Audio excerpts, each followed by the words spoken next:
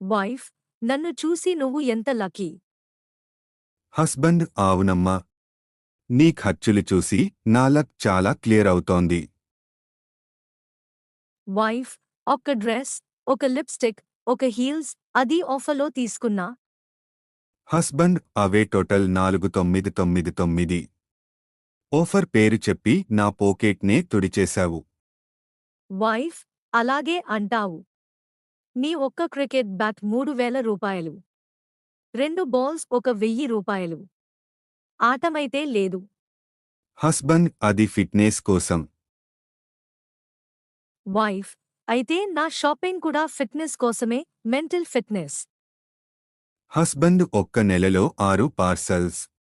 ఇది mental fitness కాదు, courier fitness.